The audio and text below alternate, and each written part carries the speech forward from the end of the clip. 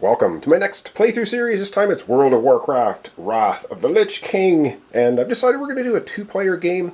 But first we're going to get everything set up. I've already assembled the Ice Crown Tower here, which goes on this spot. You don't have to use it, but it's kind of a cool little 3D cardboard thing. And so let's get setting up the game. So we're going to go to the top left corner here to begin. So there's quite a bit of setup. We'll see. We might get into some gameplay this episode. I'm not sure. We'll see how the timing goes. But let's start setting up the game. Of course, you put the game board out. You assemble the ice tower. And let's go and up to the upper left corner.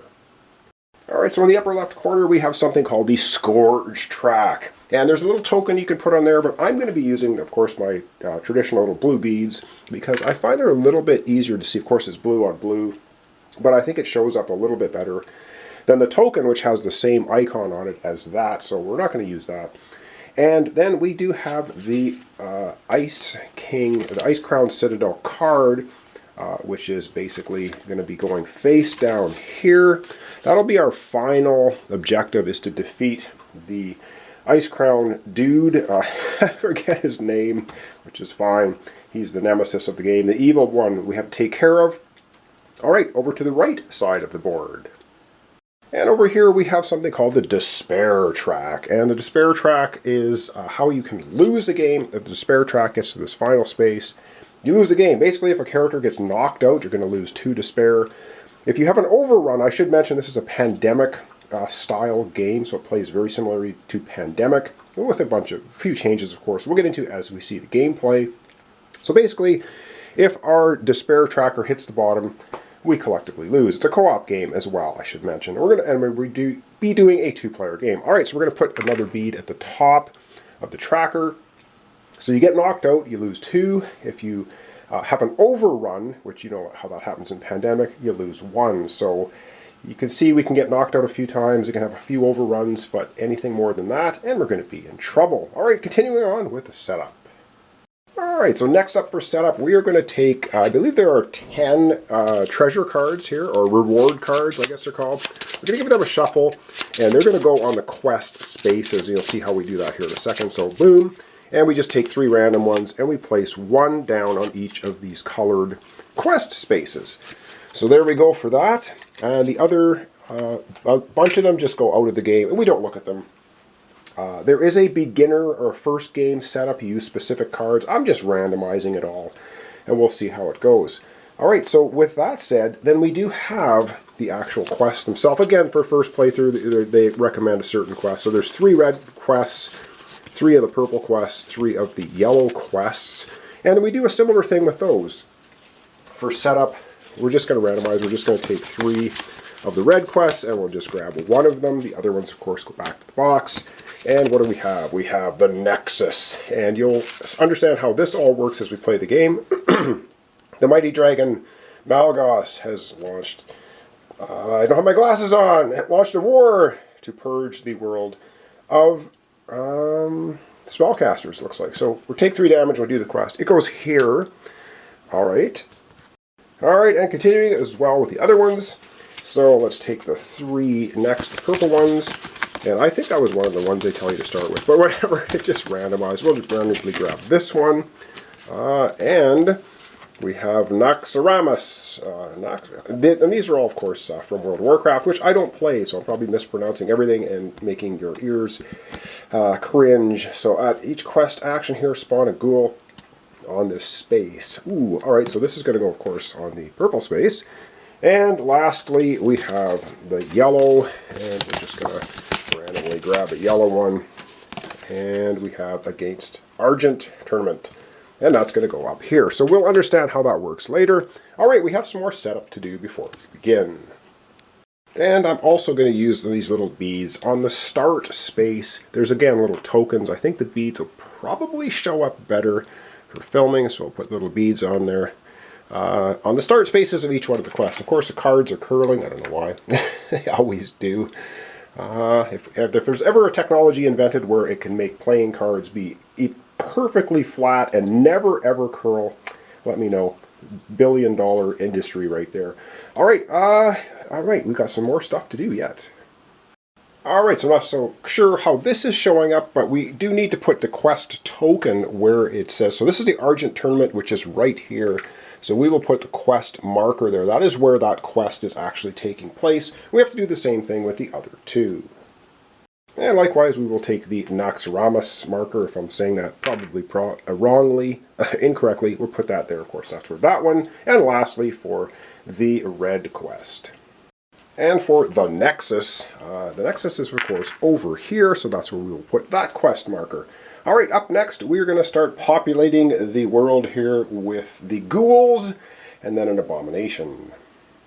Okay, so next up we're going to be populating the world with the ghouls and the Lich King. So we're going to shuffle up as I throw things around. These cards are kind of slippery. I like them. They're actually good quality. Don't get me wrong. Just a little hard to shuffle them when they're quite so slippery. They're like a laminated card, which I really appreciate. All right, so we'll shuffle them up. And now we're going to pull the first card. This is going to be the area where the Lich King is, and we're also going to get 3 ghouls on that space. So Valgard. And I love how it gives you the actual graphic of kind of where it's located in the world so you can find it quickly. Really appreciate that. So what do? We put 3 ghouls in Valgard, and we're going to put the Lich King on the spot on the board with his face on it. He is now considered in that purple region. I should say there are 36 of the little ghoul miniatures in the game and 3 abominations. So we're going to take 3 of them. That looks like 4 of them. We're going to have 3 of them, and we're going to put that in Valgard, which is, of course, they're really tiny, so they're hard to grab. 3 of them right here. We can see everything. Of course, that's just off the side of the board. There's one space right here. Apologize for that, but that's where those guys are going. We do that once again. So we're going to grab another card, and we're going to get 3, wow, in the Utgard Keep. And I do apologize for butchering all the names. Like I said, I've never played World of Warcraft, so I have no idea how to say any of these things. I played a bit of, what is it, the online battle game, Utgard Keep, which of course, World of Warcraft, never mind. Alright, there we go, 3 there. So we've done, that's an awful lot. And piled, I guess he has his minions close to him. And next up we're going to do 3 cards, we're going to put 2 each. So the first card we're going to get at Uldar, we're going to get 2 ghouls. So I'm going to keep track of all this so I remember. So that's the first of the 2 ghouls. Well, they stick together too. They stick together, these little guys. All right, 2 ghouls there. We're going to do that 2 more times for a total of 3. And we have in the Nexus, ooh, the Nexus itself gets a couple. That's where our quest is. Of course, it's just off the edge here. I mean, I could adjust the camera and everything, but you get the idea. There you go. So the Nexus quest area gets 2. And finally, for another 2, we're going to have, wow, 2 at the Avalanche. I did shuffle these quite a bit ahead of time, so there we go. And then we're going to do that 1 for each one. And that's going to be right here, next to the Ice Citadel. All right, 3 more cards with 1 each. So we're going to get 1 at the Drakthrin Keep, which I can't pronounce properly, but that's fine. At least we know where it is. I love how the cards basically show you, so it's a very quick setup. I like that. Really appreciate it. All right, 2 more. We get 1 at Dalaran. 1 at Dalaran, which is right next to the Citadel as well. Right here. And lastly, for the dropping 1 ghoul each on the board, the Wraith Gate. Yep, it is the Wraith Gate. Alright, I have to wander around. So Wraith Gate is right here. Wow, lots of them right around the Citadel. And finally, for setup, we take 1 final card, and we're going to put an Abomination wherever there's Argent Tournament. Wow, right where the quest is, gets an Abomination. So yes, this is a Pandemic style game. So you've probably seen it before. I played Pandemic Cthulhu on my channel. Quite similar to this, I guess. All the Pandemic games have the same mechanics, so there you go. So that's the setup for that. I think next on setup, we have to build the hero deck, I think is what we're doing next. Okay, so the 2 characters I've chosen for our playthrough are going to be Jaina Proudmoore and Morridon Bronzebeard. Morridon, I guess it is. And their associated miniatures that come. They're really nice little miniatures. And of course, I'm going to use dice for hit points. So Jaina's got 6. And the little dwarf here has 8, if I can find the 8. So instead of using the slider mechanism here, we're just going to use dice to signify how many hit points they have. All right, Jaina Proudmoore, she has teleport as an action. She can move directly to any space up to 4 spaces away, limit once per turn. And she has frost armor. Whenever she fights, she's going to get 1 shield. You'll see how this works when we play the game. And Morridon's got Storm Bolt. Free action, 1 ghoul from your space or a connected space limit. So remove a ghoul, limit once per turn. So he can just snipe off a ghoul in his space or an adjacent space as an action once per turn. And he has Legacy of the Bronzebearders. When you quest, you can contribute 1 additional card. We'll see how that works as we play the game to complete the quests. All right, on the back of these cards, it will show their starting locations. So if we flip them over, and then we will go place them out on the board on where they start. So basically we have Jaina starts down at Valen's Keep, and the dwarf here starts at Frosthold. So let's go place their miniatures out on the board. Alright, so Jaina starts here at Valen's Keep. Got her all set up, and next is Morridon here is going to go to Frosthold. And Frosthold is sort of centrally located here, next to the Citadel, up there in the north. Alright, we now have to give them some starting cards, and I'll show you how that works. Alright, so we have a deck of hero cards. So in the deck of hero cards, you must take out the 3 Stronghold cards first, remove them, and then there are these Scourge cards. We're taking those out as well. Whatever's left, we take the deck, and we're going to shuffle it up if I don't drop them. Again, they're these lanolin-coated slippery cards, but I do appreciate them. I like them quite a bit. We shuffle them up, and in a 2-player game, we each get 3 cards. So let's see. So let's start off with Jaina. Jaina, as I'm just trying to get things organized on the other side of the board. All right, so 3 cards for her. She's going to have a travel card, move up to 4 spaces. It tells you here, and that's a free action. She's going to have a fight card, contribute 2 successes to the fight. Wow, that's pretty cool. And she also has a heal card, a free action here in your space. Rest and heals +1 can be played on a quest space. So those are her starting 3 cards. And for Morridon, he's going to have a travel card, move 2, excuse me, defend card, prevent 2 damage from any hero in your space, and that's including yourself or another hero that's on your same space, and another defend card. So he's heavy into defense, so he might be doing a lot of fighting here to begin with. You can always, or can only have a maximum of 7 cards in your hand. Now what you do with this deck is we're going to make it into 6 as equal piles as we can. And for a normal game, we're going to put 6 of these Scourge cards, so 1 for each pile. 2, 4, 6. The other's going to go back to the box. And we are going to add the 3 Strongholds for the normal game. Pile number 1, pile number 2, pile number 3. And then what we do with, once you have the 6 piles, you're going to take the leftmost pile, stick it on the, shuffle it, put it on the next pile, next pile, next pile, until we make ourselves a hero deck, which will then sit down at the bottom of the card. And so I'm going to do that off screen. You're going to watch me doing all of that. So I'm going to get the hero deck set up. And then I think we might be able to have at least 1 turn, maybe 2, to see how the game actually plays. Alright, I thought we would get into gameplay today, but I think we've gone on long enough, and we do still have some more things to look at. We can, on a player's turn, we have, of course, actions. So we'll just take a look at this card quickly. So we have free actions. You can do any number of free actions. You can do it on an action. Free actions do not cost an action. So there are cards that say free action.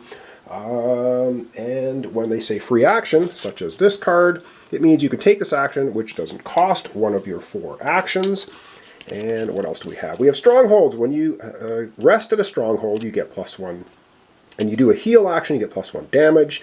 A flight path action, move to any Stronghold. We'll see Strongholds come out as we play the game. The Lich King. When you fight or quest in a Lich King's region, you suffer +1 damage.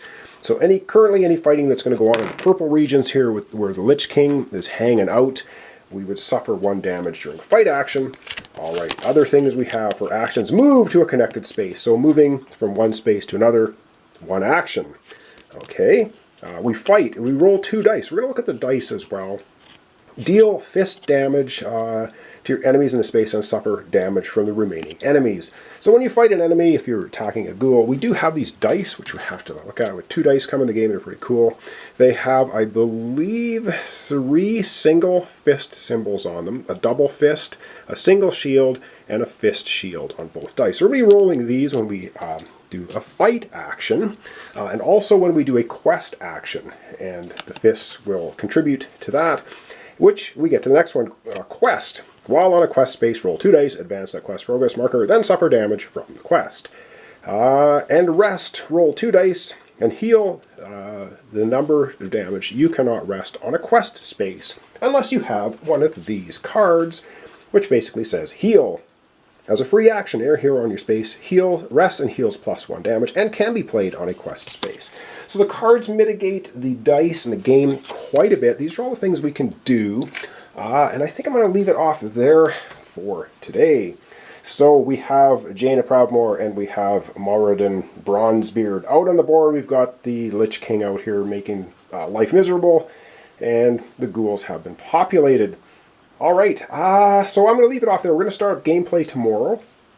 We're probably going to have a turn for Jaina and a turn for Morridon, and I will see what timing-wise. We might just go a turn each per player per episode, and we'll see if we can defeat Lich King, which brings me to another point. We need to complete the 3 missions out on the board, or the 3 quests out on the board. Once we defeat all 3 quests, then the Lich King will move back to his citadel, and then we can reveal the final fighting the Lich King quest and try and defeat that. And if we do that, we will win the game. But remember, if the despair marker gets to the bottom of the track, we're going to lose the game. So that's it. So thanks so much for watching along. Thanks for your comments, subscriptions, likes. This is World of Warcraft, Wrath of the Lich King. Basically set up an introduction. Tomorrow we'll get into gameplay. I'll see you then. Thanks so much. And yeah, this could get interesting. So thanks so much, and I'll see you tomorrow.